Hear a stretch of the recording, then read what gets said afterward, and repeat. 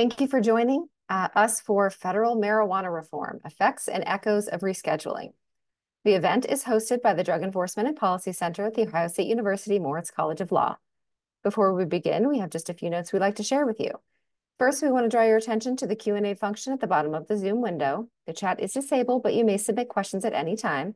Please note, however, that there is limited time available for Q&A during the webinar. Second, automatic closed captioning has been enabled for this event.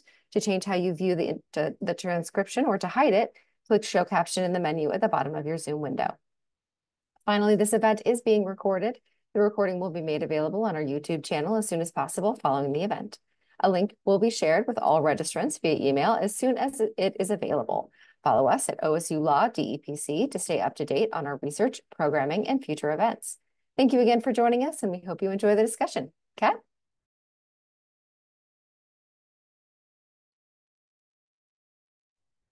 Good afternoon, everyone. My name is Kat Packer. I am a distinguished cannabis policy practitioner here in residence at the Drug Enforcement and Policy Center and the Director of Drug Markets and Legal Regulation for the Drug Policy Alliance. And I'll be moderating today's panel discussion on federal marijuana reform, where we'll discuss the ongoing process to reschedule marijuana from Schedule I to Schedule III of the Controlled Substances Act. This is a significant development in the realm of drug policy, and we are fortunate to have a distinguished panel of experts here to discuss the details of the rescheduling process, its implications, related challenges, and the future of this proposal. Before we dive into our discussion today, let me introduce these panelists. First, we have John Hudak from the Maine Office of Cannabis Policy, Robert Michos from Vanderbilt University Law School, and Shane Pennington from Porter Wright Morrison Author. Thank you all for being here today.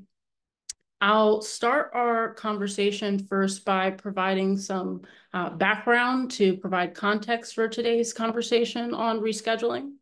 So in October of 2022, President Biden asked the Secretary of Health and Human Services and the Attorney General to initiate the administrative process to review expeditiously how marijuana is scheduled under federal law. And since then, in August of 2023, the Biden administration's Department of Health and Human Services has recommended that marijuana be moved from Schedule I to Schedule III. And 3 months ago, in May of this year, the Biden administration's Department of Justice issued a proposed rule in line with HHS's recommendation. Now, Schedule I drugs have a high potential for abuse, no currently accepted medical use, and a lack of safety, accepted safety under medical supervision. Schedule III substances, on the other hand, have a lower potential for abuse when compared to drugs in Schedule I and Schedule II. They're considered to have a currently accepted medical use, and their abuse may lead to moderate or low dependence. Notably, the DOJ's publication of this proposed rule included a public comment period that just recently ended a few weeks ago on July 22nd, and over 43,000 public comments were submitted during the 62-day public comment period, demonstrating widespread interest in this issue. With the public comment process over, I know that many are now eager to learn about next steps, myself included, and what ultimately to expect if marijuana is moved from Schedule I to Schedule III. So to dive right into the details of the process and its impacts, I'll now turn to our panelists. And I want to first talk about and get you all's insights on the proposed rule itself. Now, this was a proposed rule I think I was originally expecting to come from the DEA, but it ultimately came from the Department of Justice. Can you all explain what findings the Department of Justice had to make in order to come to this proposed rule?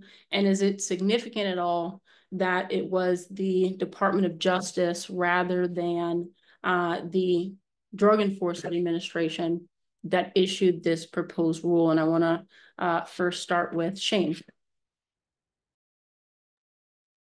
Great. Thanks for having me. I'm really happy to be here. I'm excited to talk with everybody. And this is a great question. I kind of want to take it in reverse order. So it's unusual for the Attorney General and DOJ to be the one signing a proposed rule in the rescheduling context. However, it's unusual only in the sense that since the Attorney General delegated authority over scheduling functions under the Controlled Substances Act to the administrator of DEA years and years ago, DEA has always done it.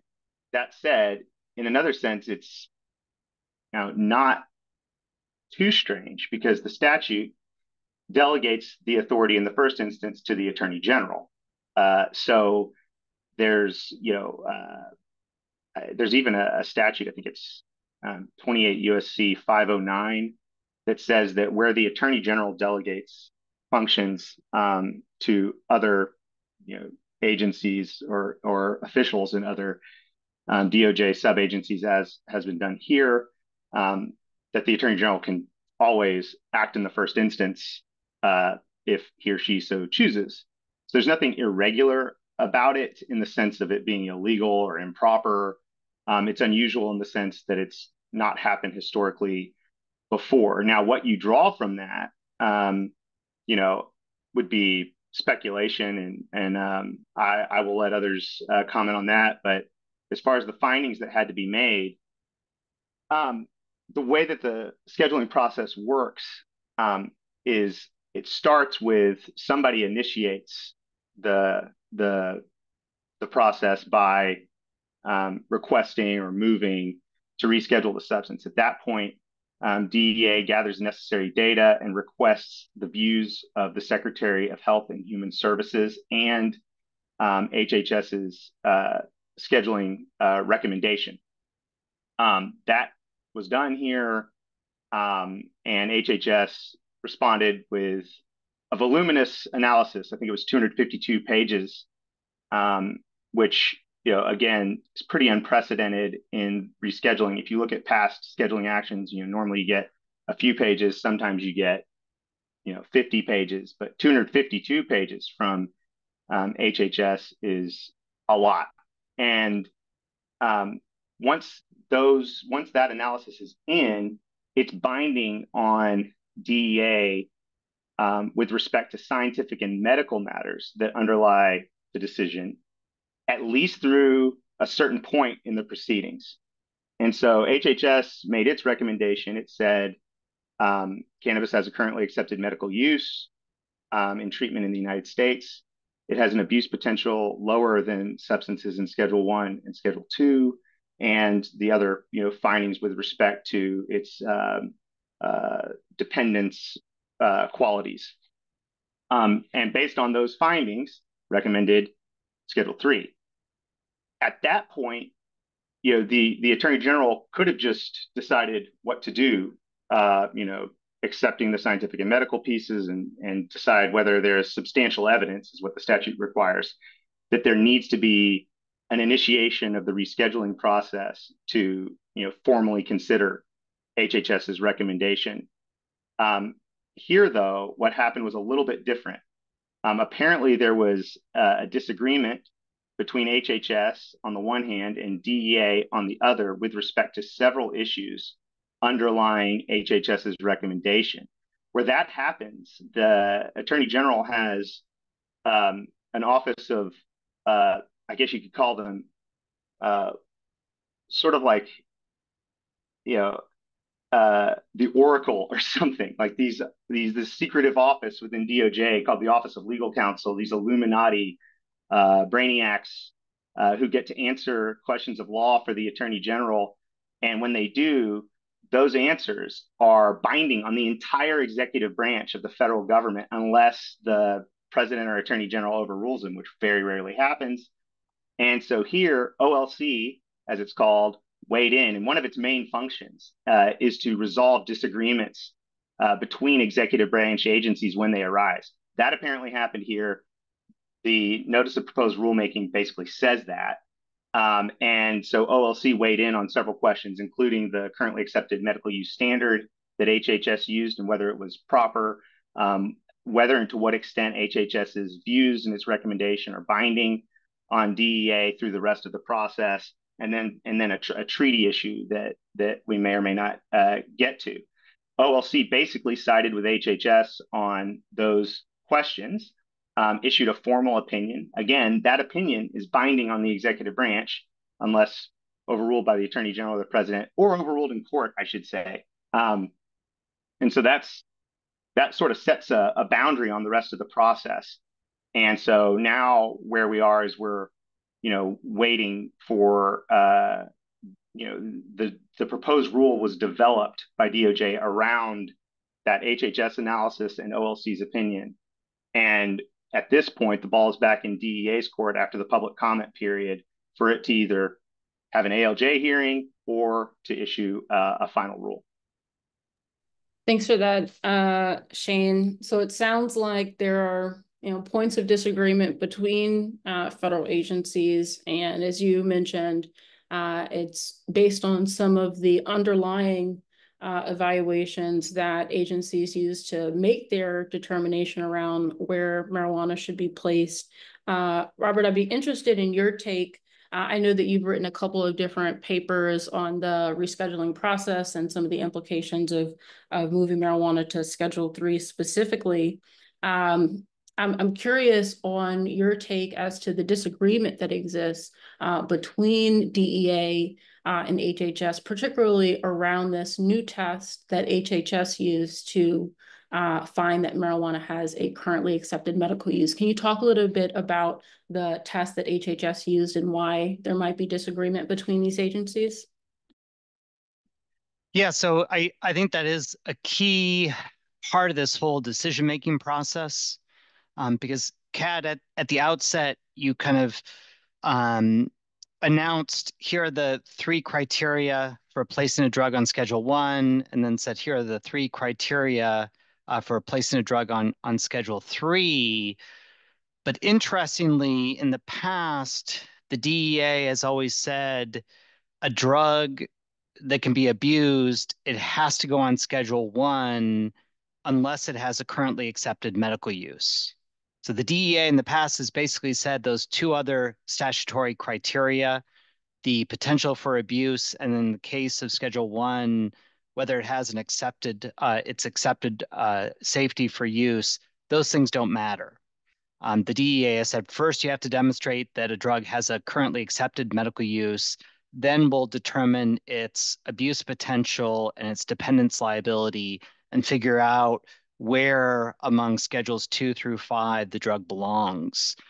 And that's always been a sticking point for marijuana because in the past, the DEA and the FDA, and actually I think this test originated with the FDA, they've always agreed that to demonstrate that a drug has a currently accepted medical use, you have to satisfy the same very demanding scientific-based standards that are part of the drug approval process under a different statute, the Food, Drug, and Cosmetic Act. And that means producing at least 2 randomized controlled trials, large scale, very well controlled clinical trials demonstrating that a drug is effective at treating some medical condition.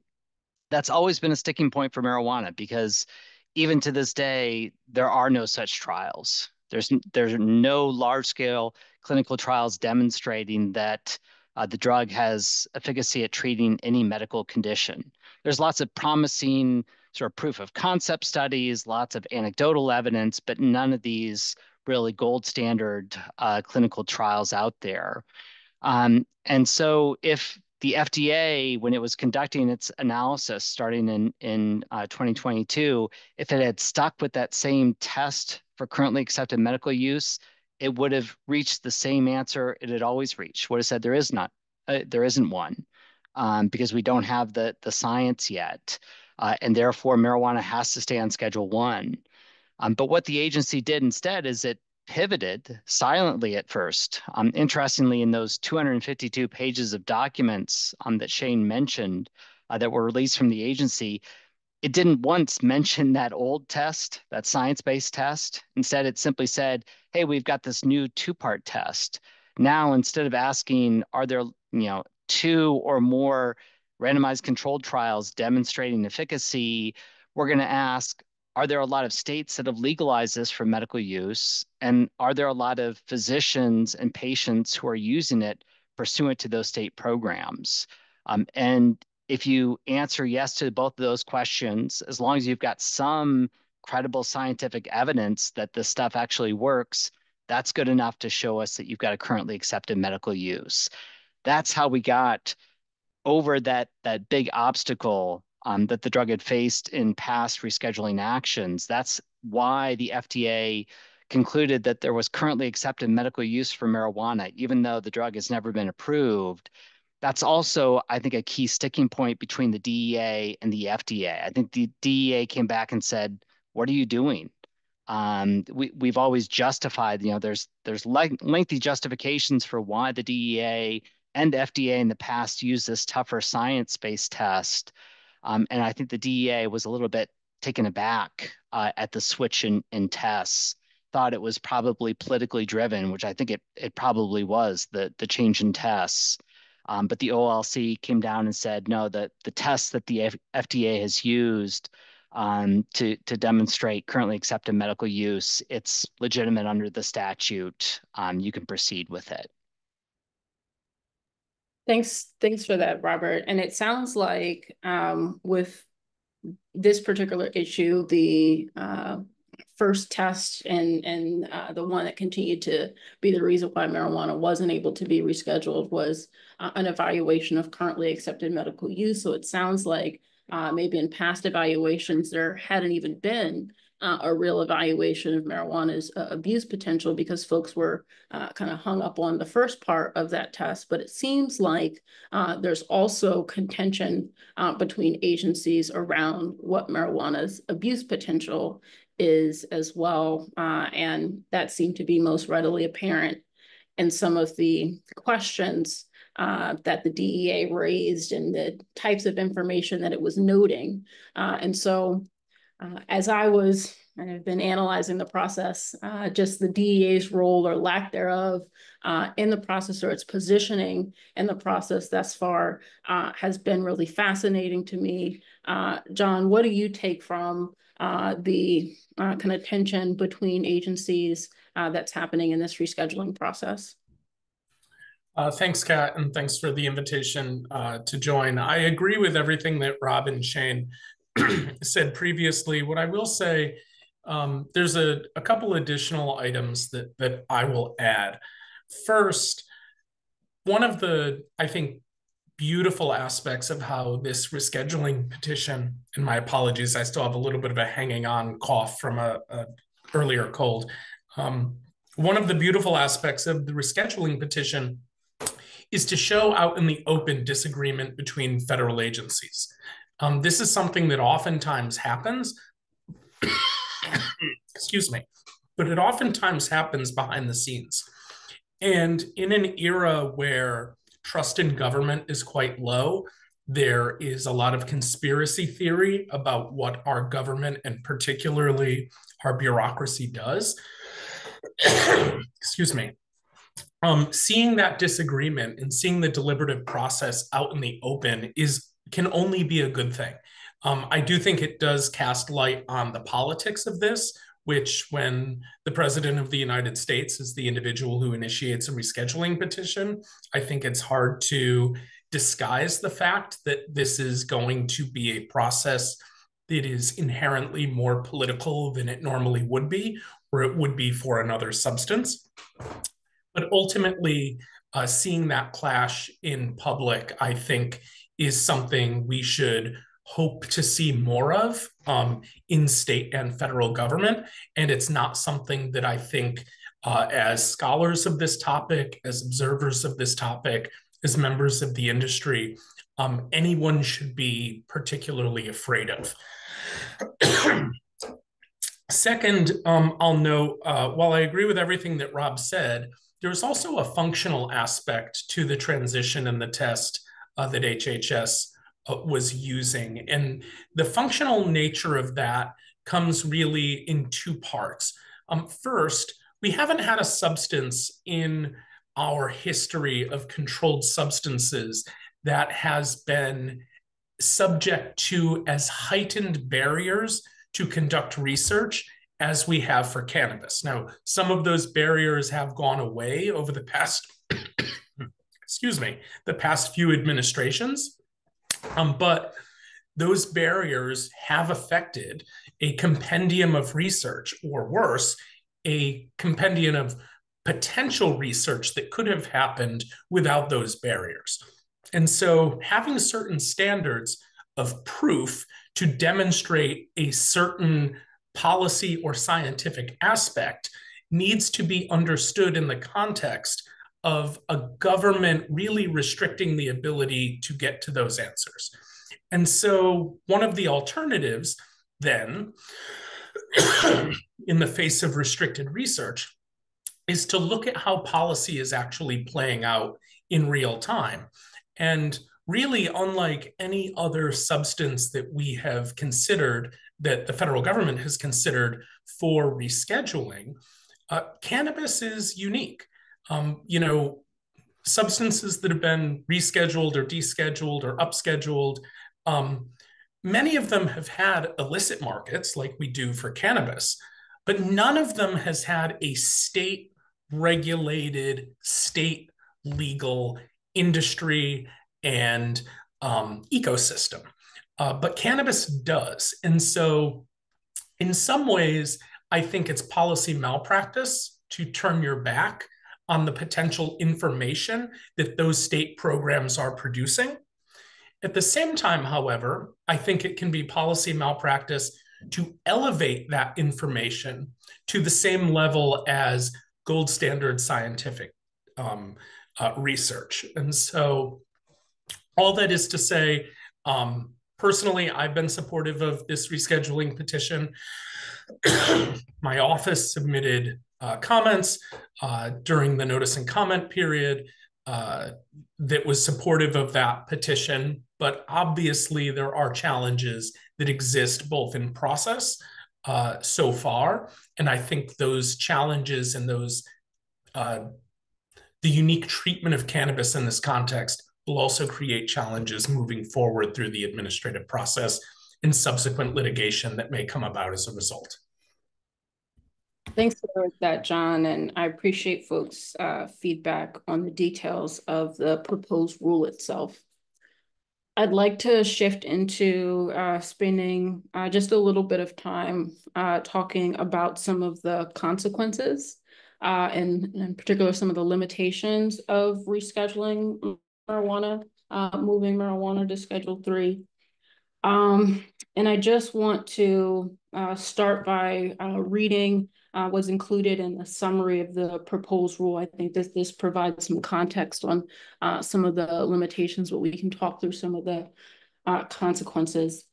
It says, if the transfer to Schedule 3 is finalized, the regulatory controls applicable to Schedule 3 controlled substances would apply as appropriate, along with marijuana-specific requirements and any additional controls that might be implemented, including those that might be implemented to meet U.S. treaty obligations. If marijuana is transferred into Schedule 3, the manufacture, distribution, dispensing, and possession of marijuana would remain subject to the applicable criminal prohibitions of the CSA. So with that in mind, what should folks expect from potential rescheduling of marijuana? And I want to ask a couple of specific questions just to narrow the responses. But I know that there's been conversation around potential changes to research.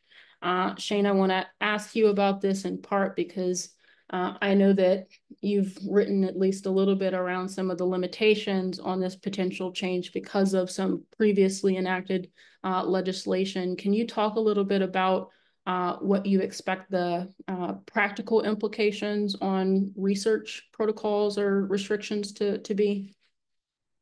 Sure. So the way things normally work with scheduling under the Controlled Substances Act as a sort of default matter is you have the schedules, right? 1, 2, 3, 4, 5.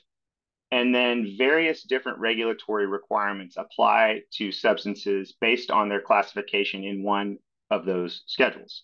Thus, if you take research, the statute in Section 823 says, look, if it's a Schedule 1 or 2 substance, here's how we handle registration requirements for research. If it's a Schedule 3, 4, or 5 substance, here's how we handle registration for manufacturing and so forth.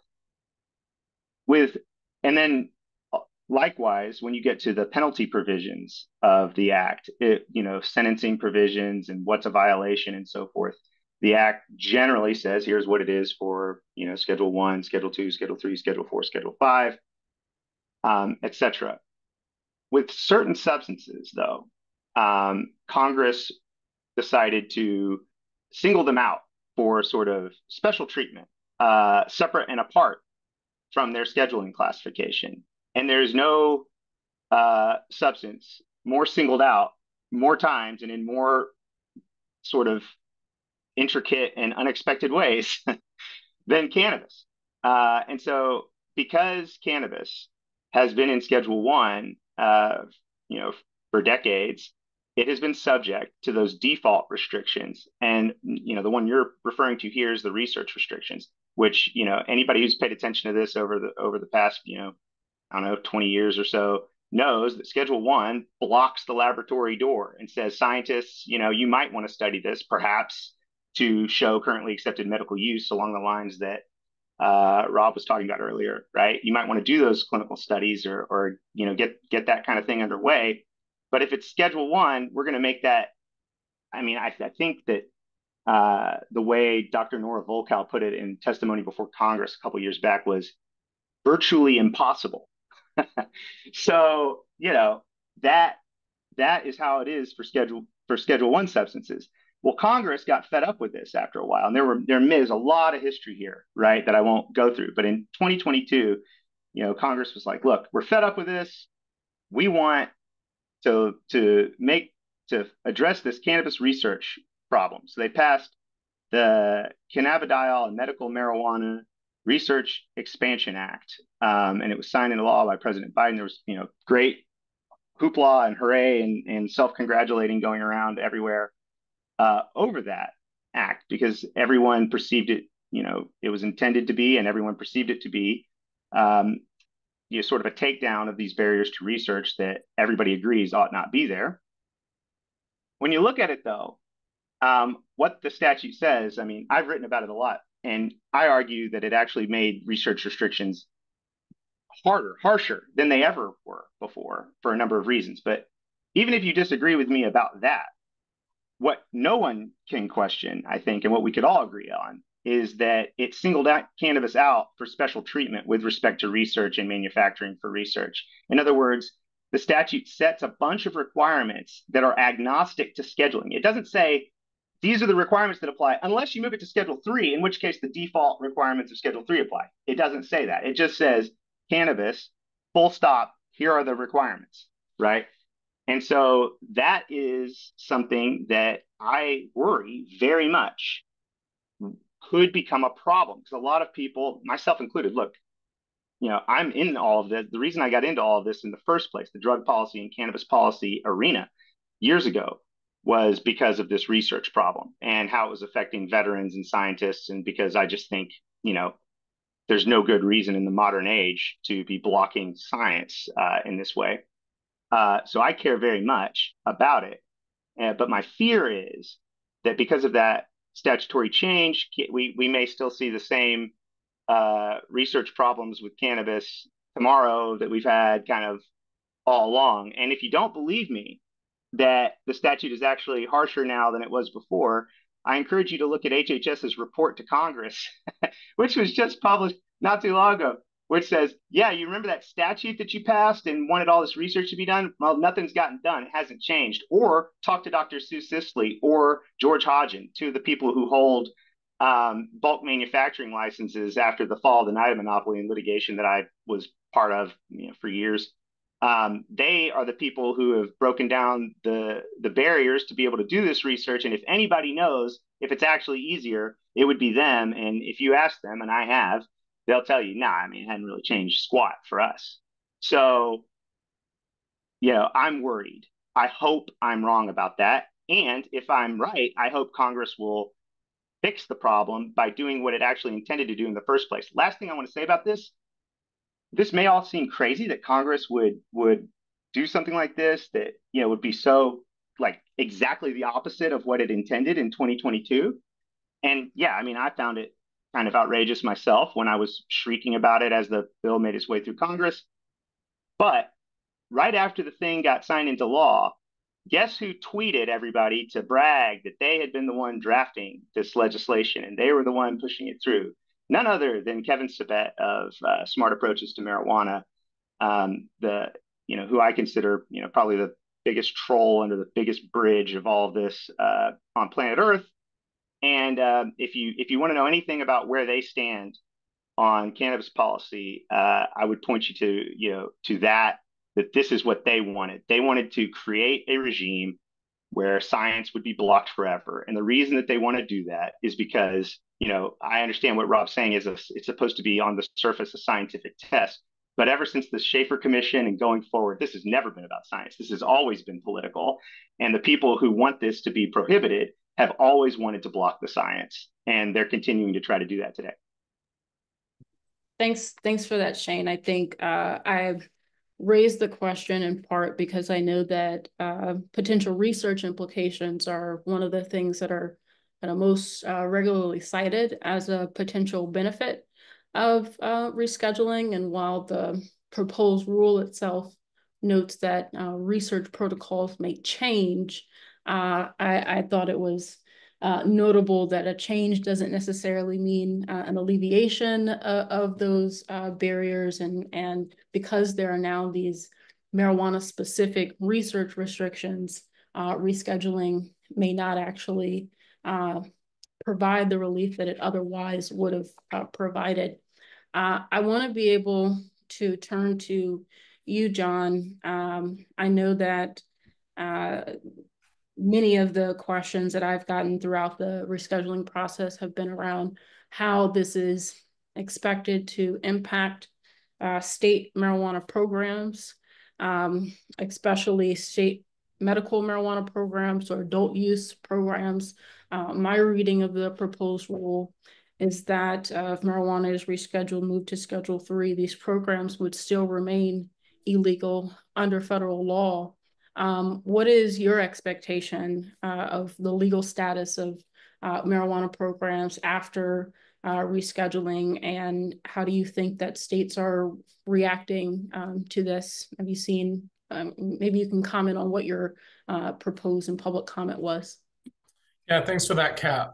Quickly, before I jump to the answer to that question, one item I want to follow up on Shane's point, and I certainly don't disagree with anything that Shane said, but one of the sort of cultural benefits that rescheduling would create in the context of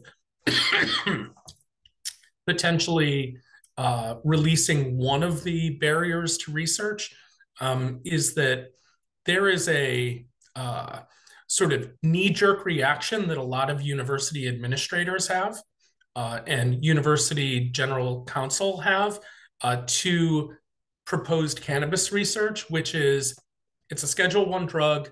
We'll lose all of our federal funding if you do that research here. Now, we know that that is not true, but it is a knee-jerk reaction that I have heard from a lot of researchers, and I've heard from a lot of university administrators, frankly, in having conversations with them.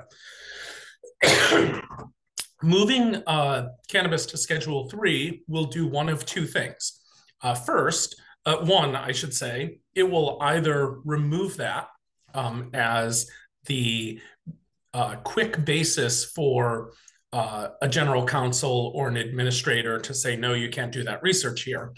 Or two, or maybe in connection with two, it will just leave a general counsel to come up with some other knee-jerk reaction to say no. And my apologies to Shane and Rob, but we know that a lot of lawyers are paid to just find a reason to say no in certain circumstances, and cannabis research is certainly among them. So I do think that can create some cultural differences on college campuses, but certainly barriers to research still exist.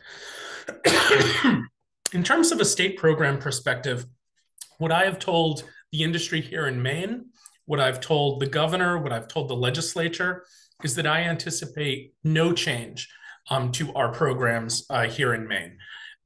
The federal government has just as much ability to come in and shut down adult use programs in the country. Their ability to do that on the medical side is limited.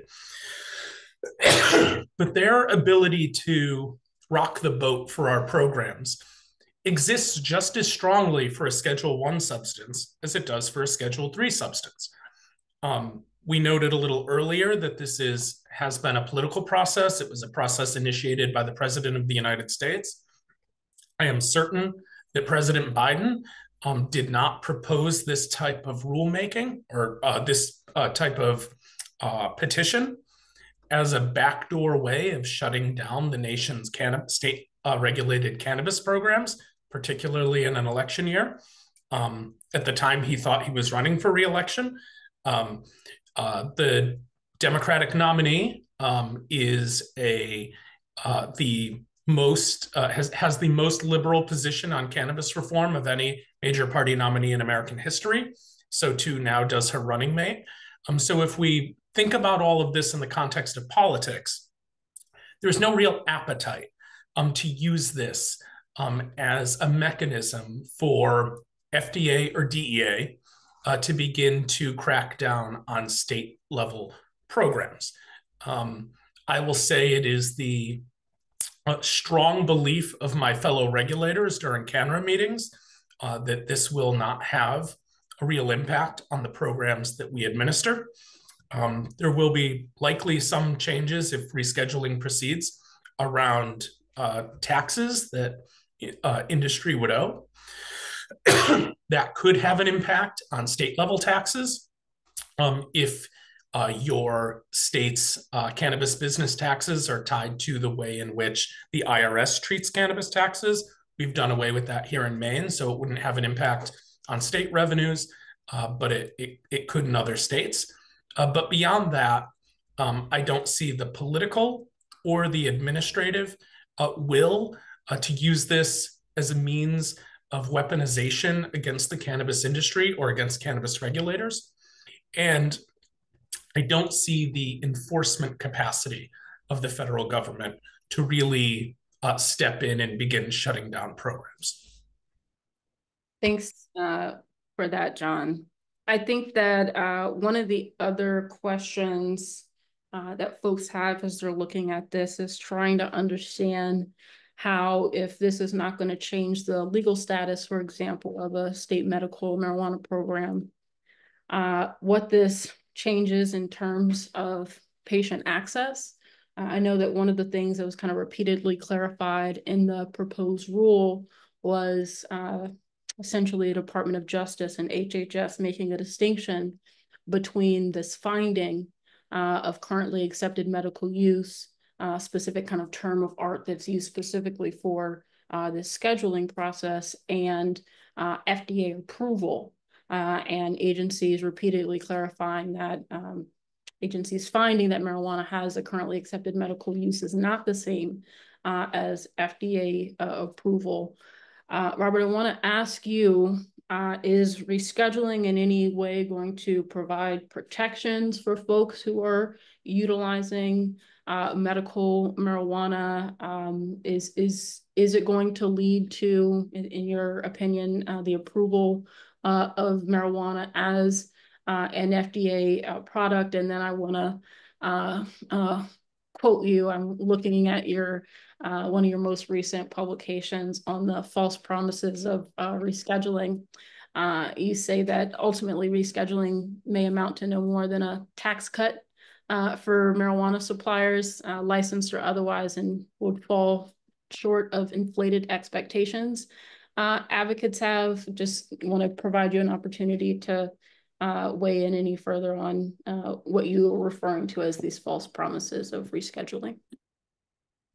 Yeah, I think it's an apt quote, and I really stand by that. I think the only direct benefit that's going to flow, really talking here about the state licensed cannabis industry, the only direct benefit that will flow to that industry from rescheduling is that it'll eliminate 280E.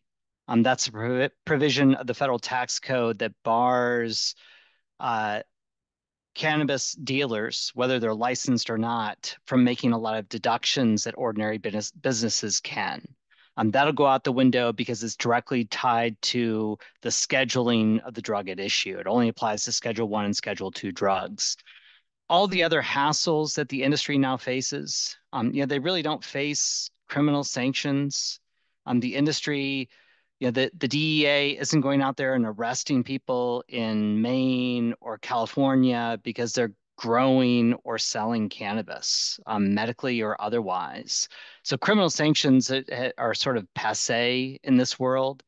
Instead, a lot of the hassles that flow from federal prohibition right now for the industry, they flow from private actors who are leery of dealing with people who are criminal, even though they're not being thrown in prison.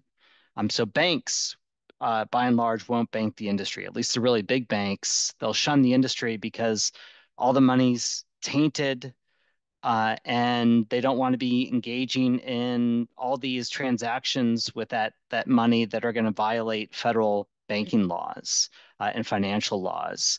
The USPTO won't register trademarks in the industry because they say, hey, you can only register trademarks if you're using them on a product that's lawful to sell. You can go down the list with that. You can't get bankruptcy protection, go to a federal bankruptcy court, and so on. None of that's going to change.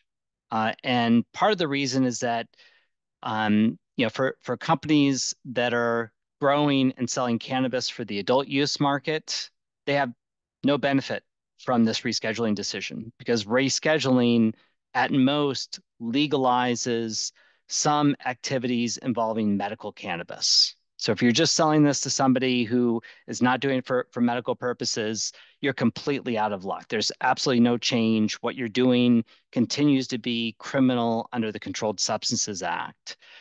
Even if you're one of those purely medical cannabis producers licensed under state law, the Controlled Substances Act, it's a Schedule 3 drug. It's still going to be heavily regulated, even under the Controlled Substances Act.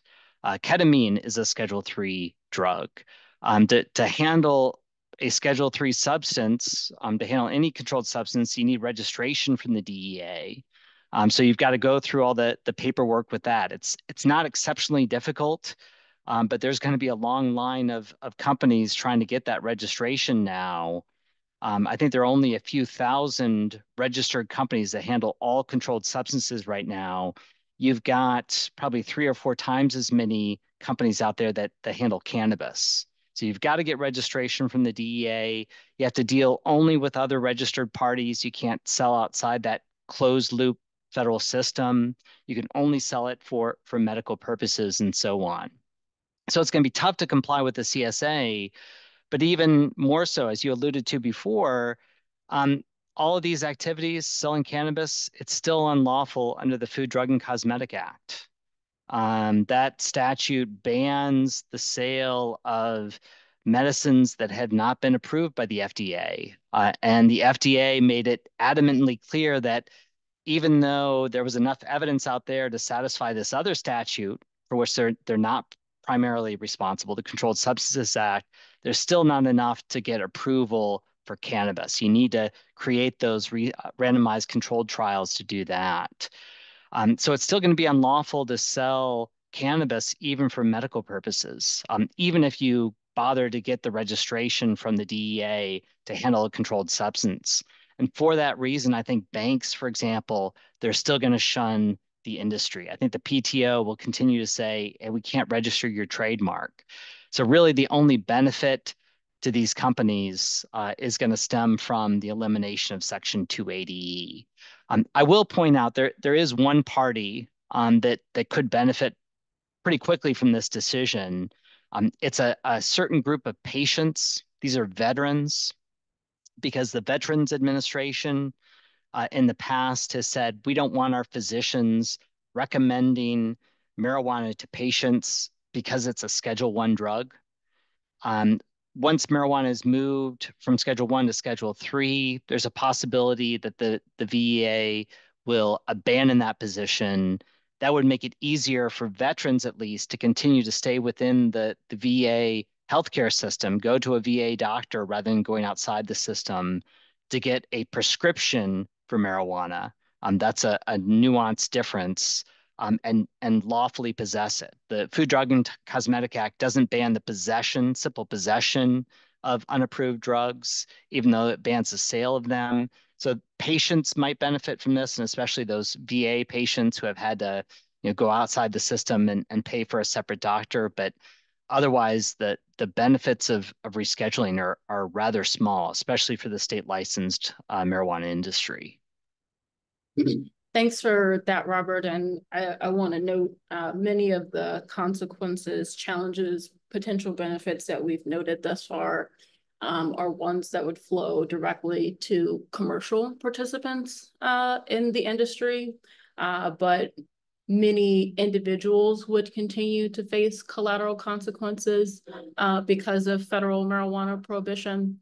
I know that there have been a number of Congressional Research Service reports that have noted how because of marijuana's status as illegal under federal law, patients, people who consume marijuana will still be subject to federal collateral consequences related to housing, employment, education, nutritional assistance, et cetera. And so I know that that's something that I've continued to raise along the process, in part in noting some of the limitations of rescheduling marijuana. I want to pivot to talking a little bit about the public comment process, a potential public hearing. I noted at the top of our discussion that the public comment period has just recently ended a couple of weeks ago. It was a 62-day public comment period, and over 43,000 comments were submitted. As I understand, that is kind of record-breaking in terms of what a agency has really received for a proposed rescheduling of a drug. I'm curious what you all's thoughts are on the significance of the public comment process. I know that there were specific types of information that agencies, DOJ or DEA, were asking for information on. So I'm curious what you all think folks will do with that information. But I also want to share with listeners, the Drug Policy Alliance did an analysis of those 43,000 public comments. And we found through our analysis that almost 70% folks who were weighing in were supporting decriminalization or descheduling, further reforms. We also noted that around 43% of comments were acknowledging federal government opportunity to address things like social justice and social equity. And so I think it's clear that the public is not only in support of these types of reforms, but further reforms as well. But what the public shares and how the agencies use it, maybe two different things. So I'm curious as to your thoughts on what we should make of the public comment process. And I'll again start with you, Shane. Sure. I mean, I think I'm going to echo something that John said earlier. I mean, this has been a remarkably and sort of extraordinarily transparent process, and you can see by the volume of comments how much the public wants to be heard on these issues and how important it is to them. And certainly, how is the agency going to use them? Well, there's what they might do and there's what they must do. Okay, so let's start with what they must do.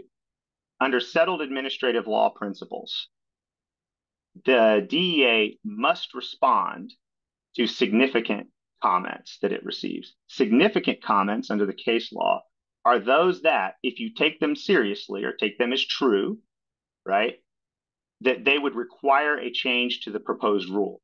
Now, there are certain common sense limits on that, right? So if I said, there's a giant giraffe in my backyard that happens to be God, and it requires you to change a line of the regulation that you wrote. I mean, that would, if you took it as true, that would, I guess, maybe require a change to the proposed rule, but that's so absurd that no one thinks that the agency has to do that. So there's sort of and that's important here, because if you read those 43,000 comments, some of them are pretty out there. Not all of them are so substantive, right? And I don't mean that to disparage anybody. People deserve to be heard, regardless of what I think or you think of the merit or weight of their comments. Point being, the law requires the agency to respond to those comments that are substantive, that if the court or the agency were to take them seriously, would require a change to the proposed rule. That's huge, because this is something that has been sort of taken out and away from the normal processes at the federal level for decades. I mean, you go to the treaty issue where, we signed on to a treaty back in the day, which made it so that even if states legalize this, and states in the United States normally have control over the medical profession, for years that didn't matter, because this, a UN group at the UN in Vienna decided that this should be on a certain treaty classification, and therefore it has to be criminalized in the United States. No voter gets to decide what the UN does, right? No American citizen gets a say in any of that. It's a highly anti-democratic thing, not to mention the bureaucratic obstacles that have been placed in the way of any kind of reform here. And so having American citizens and people interested in this given the opportunity to say what they think about this, and then to require DEA, which is, I litigate against DEA for a living. I've done it for a long time, and I can tell you one of the things that one of their most powerful tools is simply not to respond to you. You ask them for something and they say, okay, we received your request, thank you very much. And then, years later, you've heard nothing from them, and you end up having to go to court, and it's this whole thing. So now they have to respond. And so that is part of the duty here. And another thing that it allows us to do is it allows us to raise points about this. So if you're in, when you read those comments, the very, very few that are actually opposed to rescheduling, and there are a few, but they're from the usual suspects, and they say the usual things that you would expect. Nonetheless, they do say them, and they give their reasons for opposing this. And that's incredibly important, because it tees up potential lawsuits, it raises the claims, it preserves them, and it gives the agency a chance to respond to them. And it also gives people like me, who could be litigating those issues on the other side, right, and intervening in support of a Schedule III rule, an opportunity to sharpen the blade as I get ready for war, which, of course, I'm doing.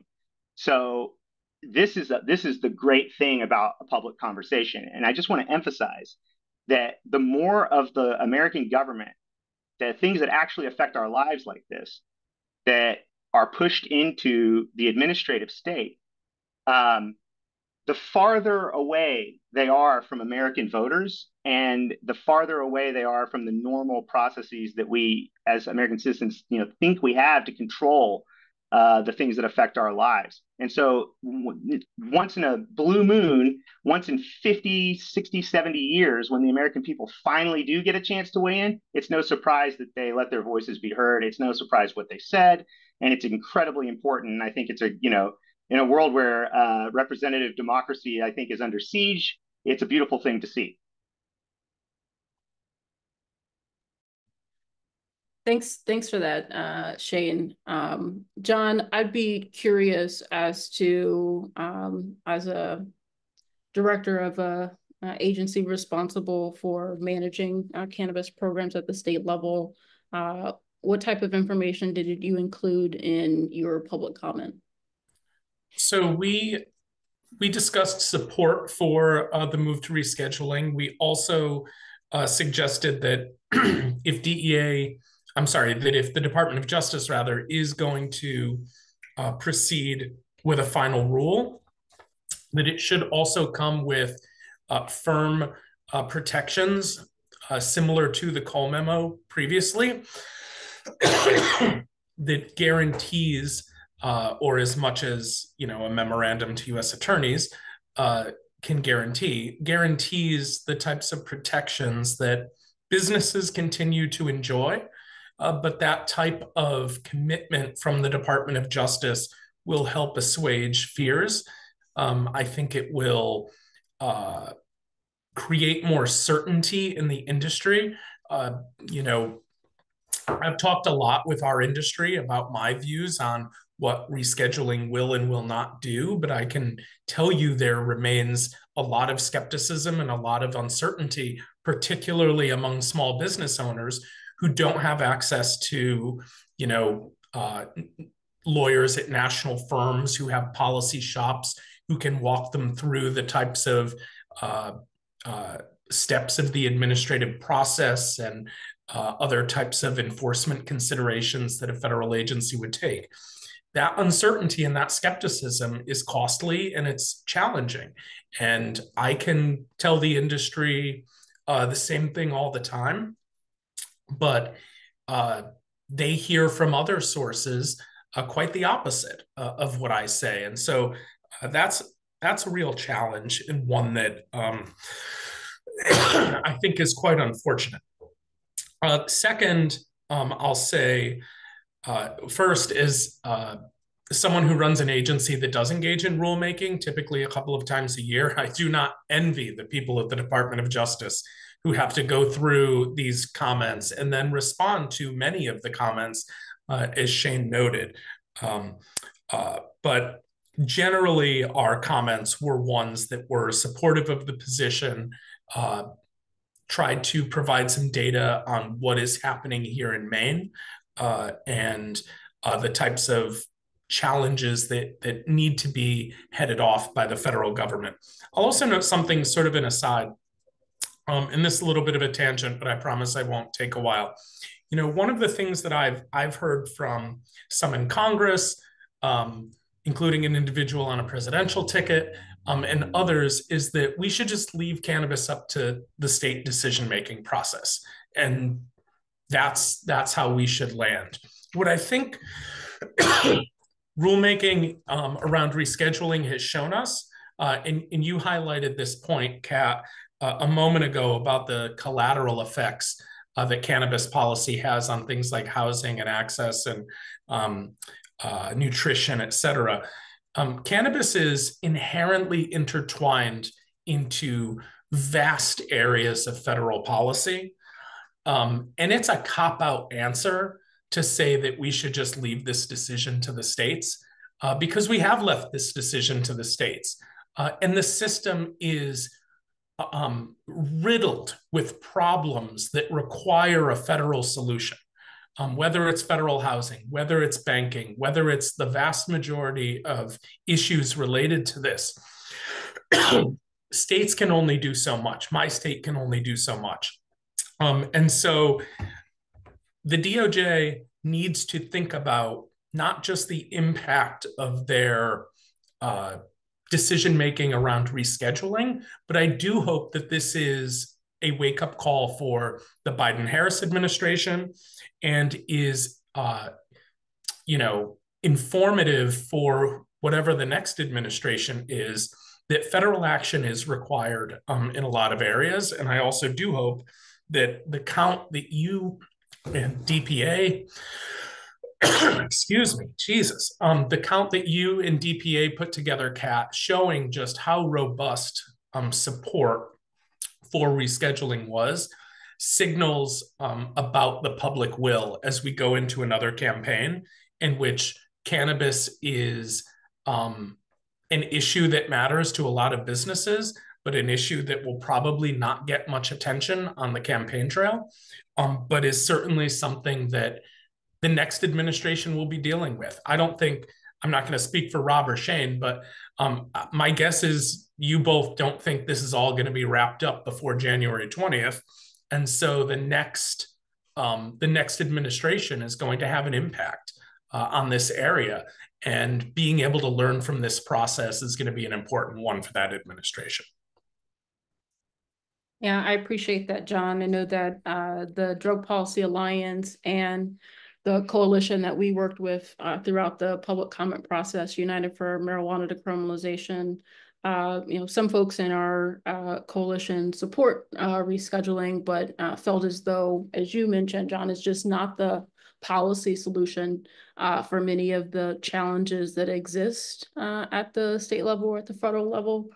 And also, I think our group acknowledged that the rescheduling process was not designed to be the solution for all of those challenges as well. And I know in our public comment, one of the things that we noted was just a concern around the fact that there was an analysis of the history of federal marijuana control. One of the factors that the agencies have to consider is the history and abuse of marijuana. And there were sections dedicated to federal control of marijuana, state level control of marijuana. And surprisingly enough, or not surprisingly enough, HHS and DOJ were comfortable enough to name drop Harry Anslinger, who we know was very racist and led the Federal Bureau of Narcotics, was responsible for championing marijuana prohibition back in the 1930s, mentioned Harry Anslinger, but did not in any way in their accounting of the history of federal marijuana control talk about how racism was a motivating factor. We talk about how it wasn't driven by science, but it's also very plain what it was driven by. And I think it was a truly missed opportunity for agencies not to acknowledge that reality. There also wasn't any mention of the Schaefer Commission, right? There was a commission that the Controlled Substances Act created that was appointed by Nixon that actually recommended that marijuana be decriminalized back in the 1970s. And so I think that while we can call this process transparent for a number of different reasons, I think that for many other reasons, the process is lacking.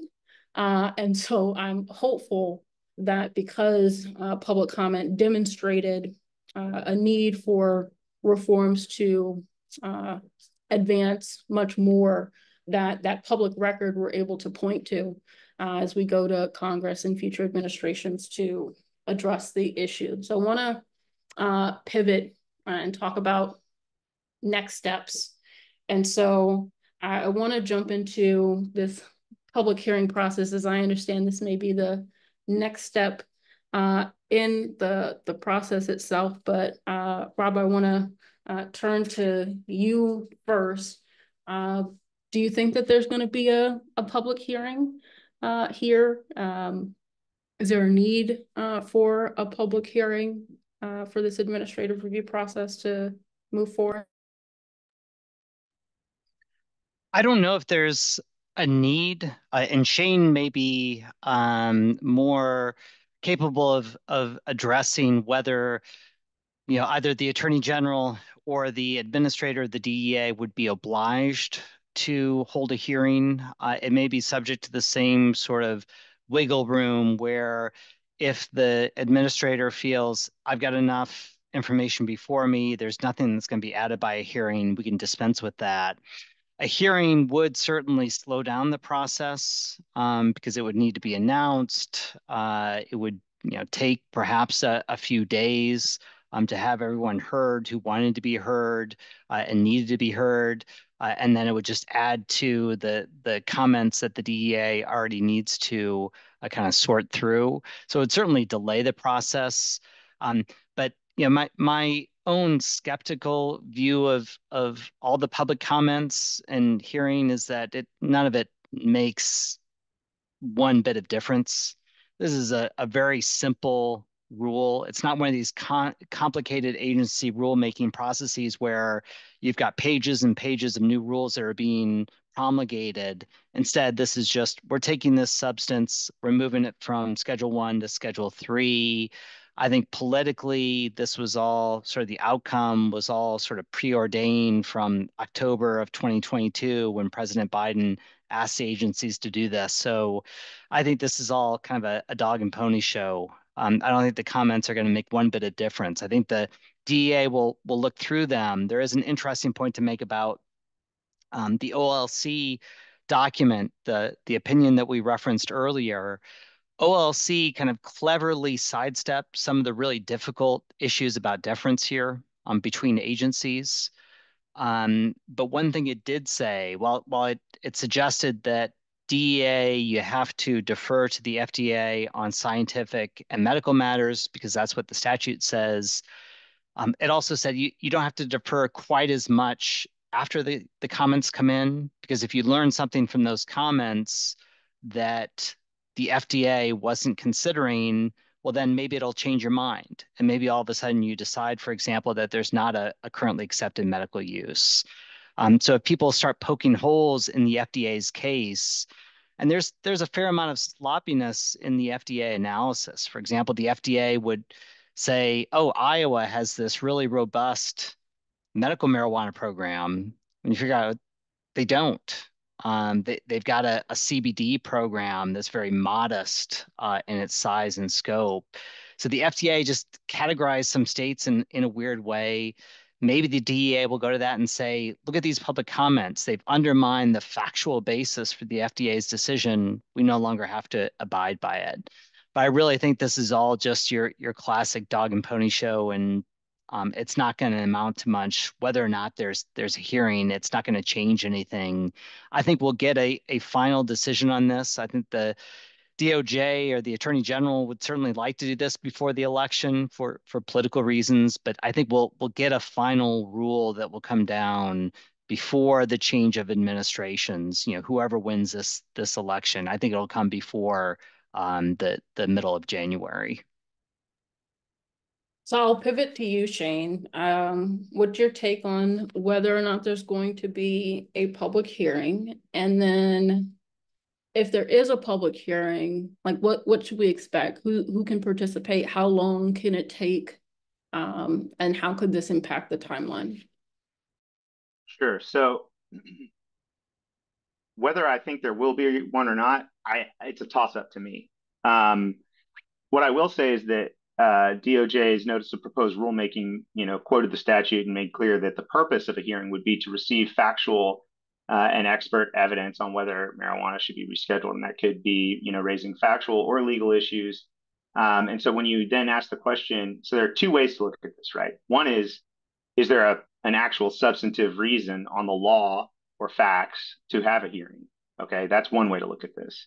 Then the other way to look at this is there a political or other reason for having one, right? And so looking at the law and the substantive piece first, I mean, this is the most thoroughly vetted scheduling proceeding in U.S. history by a long shot at this stage, right? There have been others that have been sent back and forth to the court 1,000 times, like the initial normal proceeding where DEA tried to shove it in the dustbin out of the gates and got reversed by the DC Circuit 4 times, and eventually had to hold multiple rounds of hearings over it because they kept shirking the court's orders. And that was in the 70s, in the wake of the Schaefer Commission fiasco that you talked about, Kat.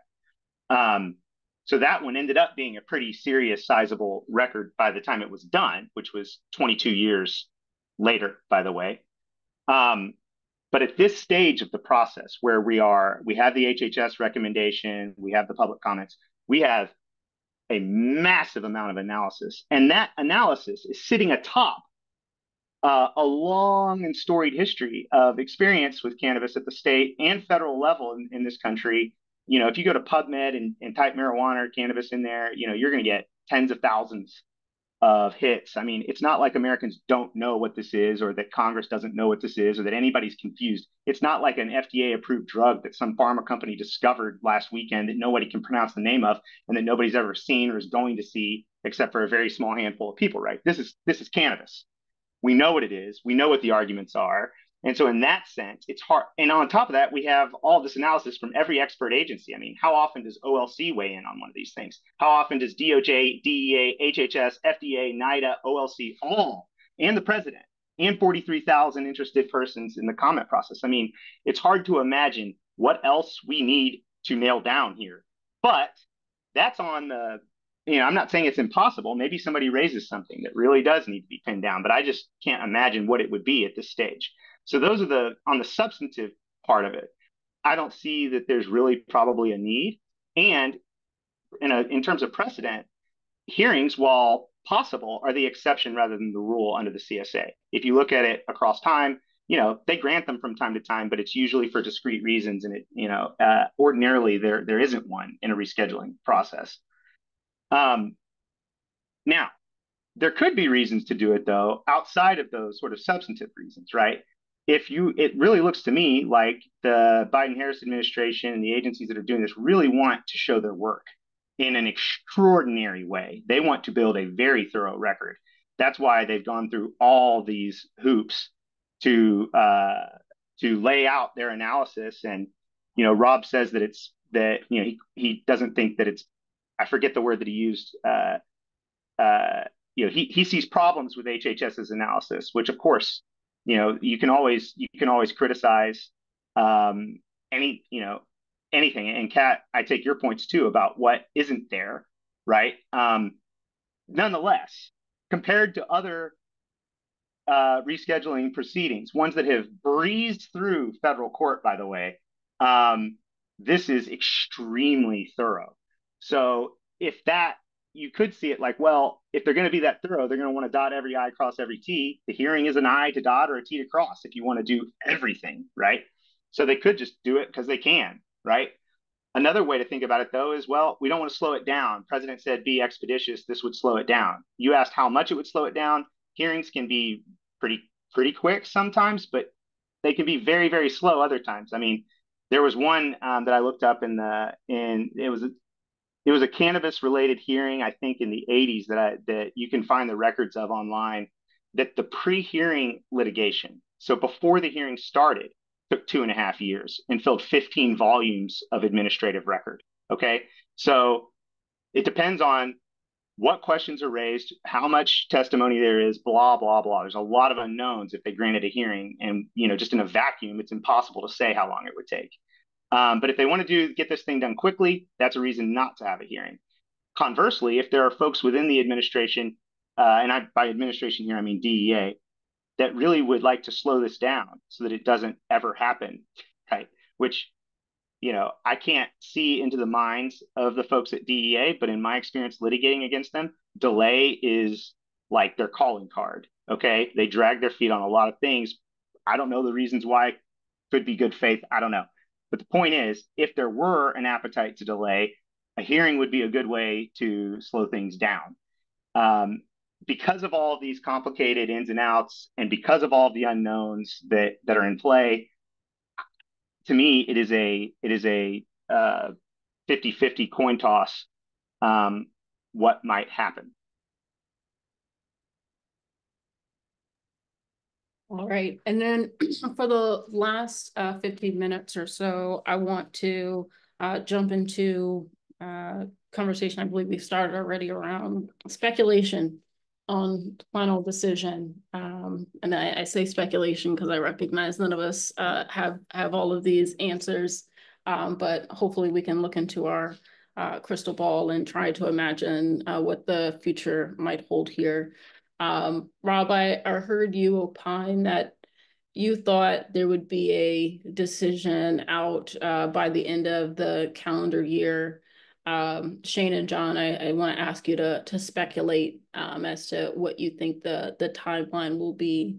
I guess whether or not we get a hearing, and then I'll jump into questions around things that could change the impact or the decision itself, outcome of the decision.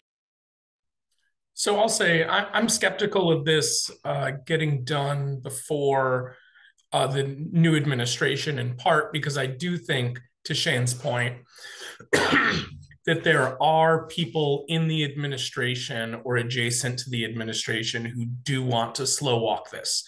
And if there are administrative tools at their disposal to slow walk this as much as possible, I think you're going to see that happen. Now, maybe I'm wrong. I hope I'm wrong. I also think that, we will, whatever activity is going to happen, it's going to continue to happen. If the vice president wins on election day, I think that takes a tremendous amount of pressure off of the Biden administration to get this across the finish line by January 20th. And if there are people in the administration who, for sort of benevolent reasons, believe that taking a little bit more time to get this 100% right is going to bridge the divide between the Biden and the Harris administrations, then that's probably going to be okay for the incumbent administration. If Mr. Trump wins on election day, that entire calculus changes very quickly.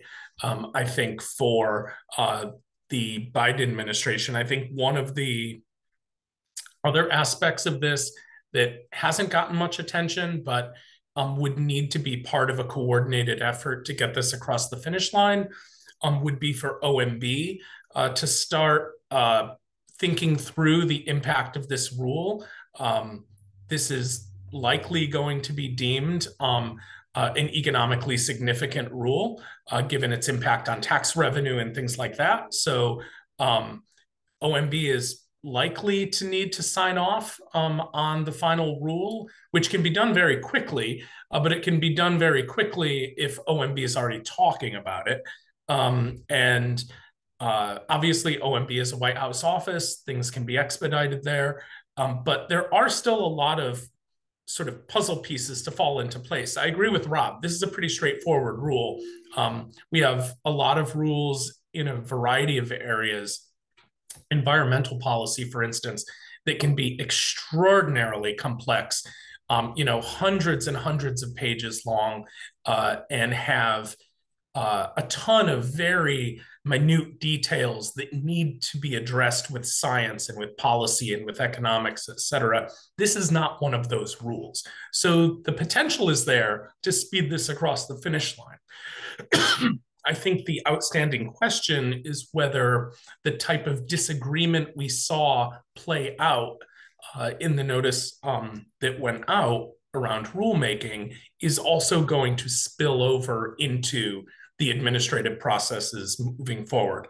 Like I said, I hope I'm wrong. I hope this gets expedited. I hope Rob is 100% right. We haven't put a bet down on it, but if we did, I would hope Rob would clean up on it. But just still a little skeptical, I guess. Thinking about the federal government moving in an expeditious way is always something hard for me to swallow. And then I'm curious about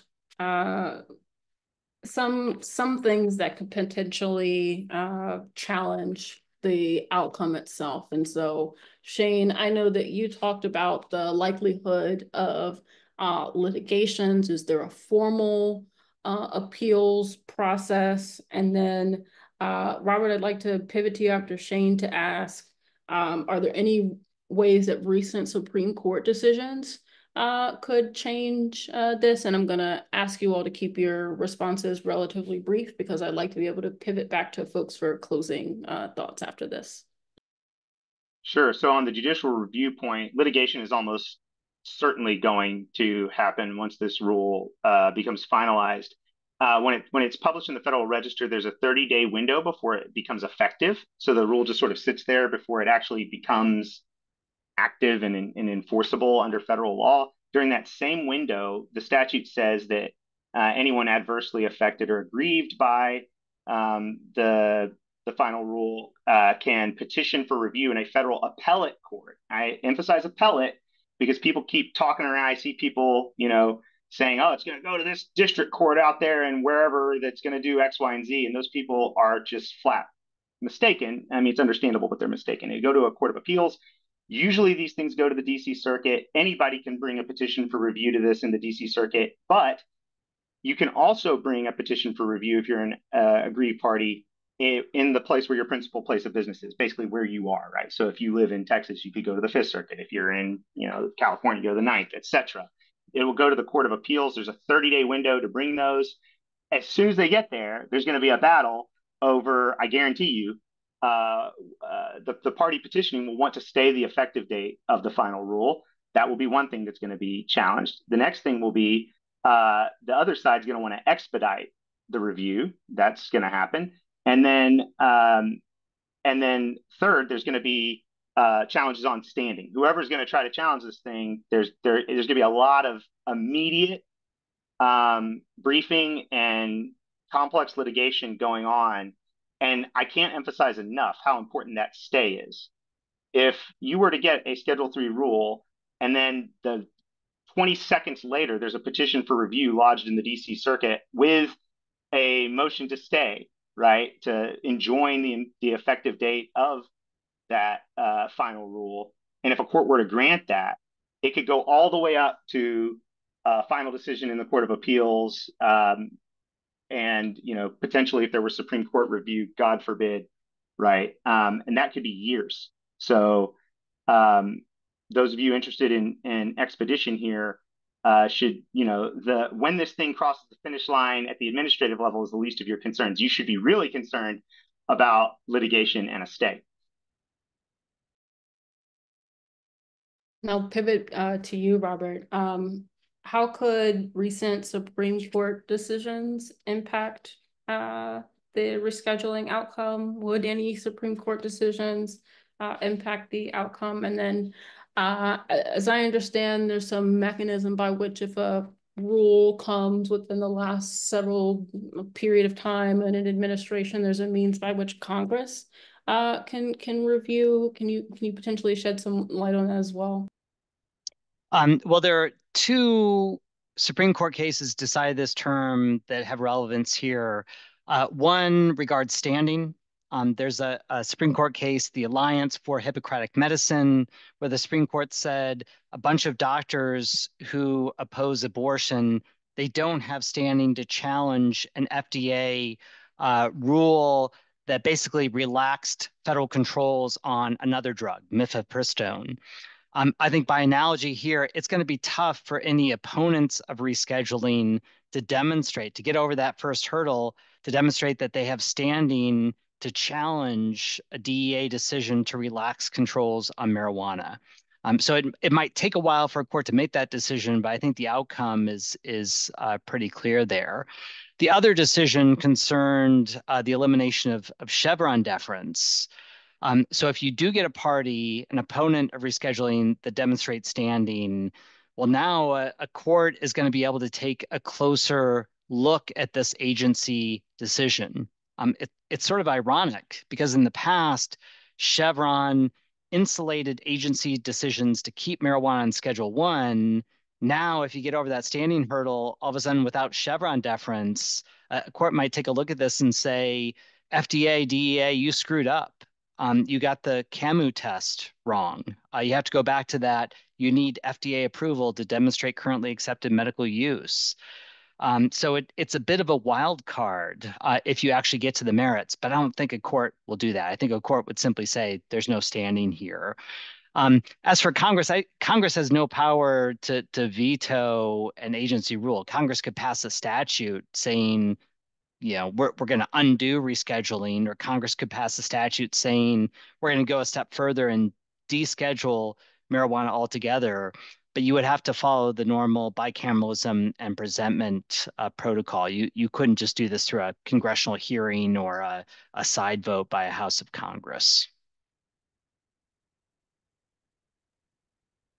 Thanks for that, Robert. And I guess as we close out today's conversation, I'd be interested in you all's thoughts on what's next in a post rescheduling world. I know that folks have been really excited and consumed with the thought of this reclassification under the Controlled Substances Act. But how do you all expect, or what would you all be seeking next at the federal level in terms of reform, or what do you expect next as possible from Congress or an executive administration after a rescheduling decision. And I'll start with you, John. So I'll say, obviously, this depends quite a bit on what happens in the first week of November of this year. The implications in this election for cannabis policy are pretty significant, especially now with changes to the Democratic ticket. All that said, one important aspect of politics, particularly in an area of new policy, is the art of observation. No one likes to go first. No one likes to be the one taking an unpopular position. And so one of the important parts of cannabis policy is understanding whether you're going to have political backlash. Because ultimately, we have a lot of people in Congress and in the administration who matured politically in a very different era for cannabis. And so the after effects of politically maturing in that era is the belief that cannabis policy is a liability. Cannabis reform is a liability. And so what we're seeing now is a president who started a rescheduling petition. Of all of the criticism that president has faced from his opponents, cannabis rescheduling, at least at the presidential level, hasn't been one of them. We don't see this popping up on the campaign trail as something being used against Democrats. Yesterday, with Governor Walz being announced as the VP running mate for Vice President Harris, there were some in Congress who criticized him for legalizing cannabis in his home state, but that was very much on the periphery. And so what I think the rescheduling moment provides us is more evidence that support for cannabis reform is not politically toxic. It's not being used against President Biden. It's not being used against Vice President Harris. It's not being used against the Democratic ticket generally. And so that's another learning moment in our politics to say, hey, maybe whatever the next step is, and I'm not going to take the bait cat and guess what the next policy change is going to be. But I do think it provides more cover for people to say, hey, if I'm going to stick my neck out a little bit more than I already am, I'm probably not going to get slammed back in my home state or my home district for having done that. Thanks, John. Shane? So there's a lot of work to do regardless of the outcome of this administrative process. I mean, as Rob mentioned earlier on, even if cannabis were descheduled, marketing and interstate commerce would still be illegal under the Federal Food, Drug, and Cosmetic Act. And perhaps at least as importantly or more importantly, there are a bunch of prohibitionist states out there still putting people in jail for using cannabis. In fact, the people who are in prison and the criminal penalties that are effective out there today on the ground, the vast majority are state level prohibitions that, this, largely won't impact, at least not directly. And so the work, I think, will be, first of all, shoring up some of the shortcomings and taking the next steps to bring this, massive historic change to kind of fulfill the promises that we're all hoping for in the end game here, right? So going to the Sentencing Commission, getting these like crazy sentences changed to reflect the change in status to Schedule 3 would be one thing. Then there's going to be what I think is the battleground will be the states. On the one hand, recognizing currently accepted medical use based on state regulation, I think is a boon for federalism. And it shows states that what you do matters. And it shows that regulated doctors actually doing stuff in treatment does in fact have a layer of legitimacy that it didn't before. And that is important. On the other hand, there could be a reaction from prohibitionist states that we have to be prepared for and be ready to take that battleground on and make sure that we keep pushing there. Lastly, there's legislation, the research issue. I already flagged that. If it turns out to be that this doesn't help research, and that research continues to be blocked by this bizarre Dark Ages decree of the Controlled Substances Act. And I hope that we'll get our act together in Congress and fix that once and for all. And then there's the broader legislative reform that ultimately will be needed to reform drug policy at the federal level, broadly. And that is anybody's guess when that will happen. But I hope that the energy from stakeholders, especially states, and and all the people who have sounded off, that we will get some better, wiser, more rational proposals for federal legislation. And Robert? I would like to buy into John's and Shane's optimism. I hope they're right. I think John makes an astute point about maybe this will clear the path, more people feeling comfortable supporting legalization when you're an elected legislator.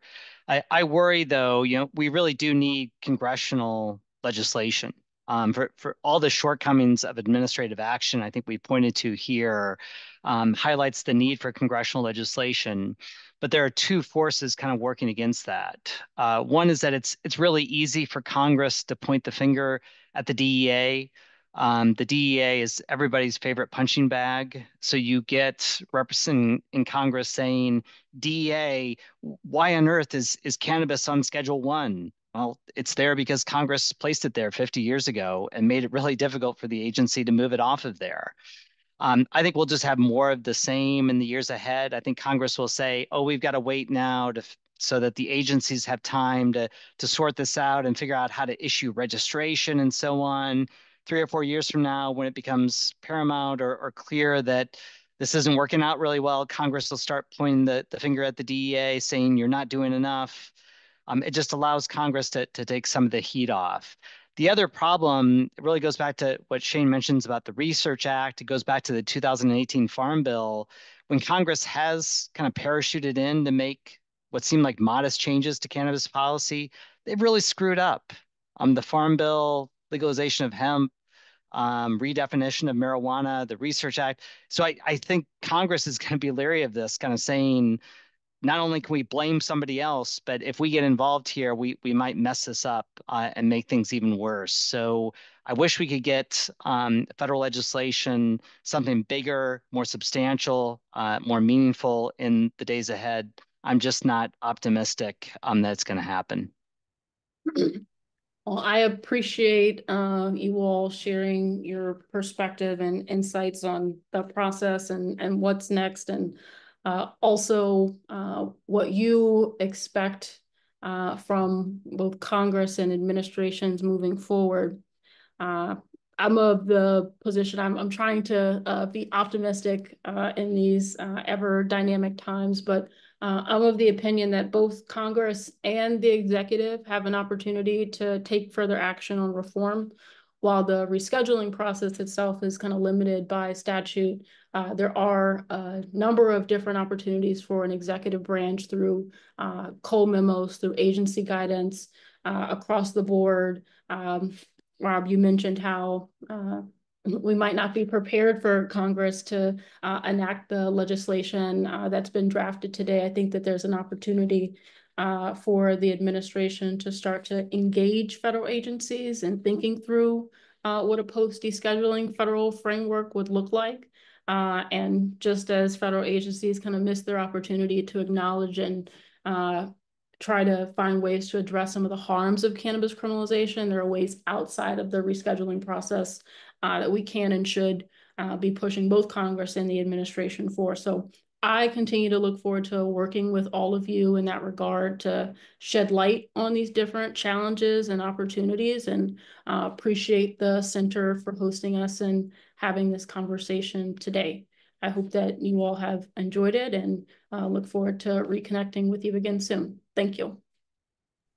Thank you all. Thanks for having me. Thanks.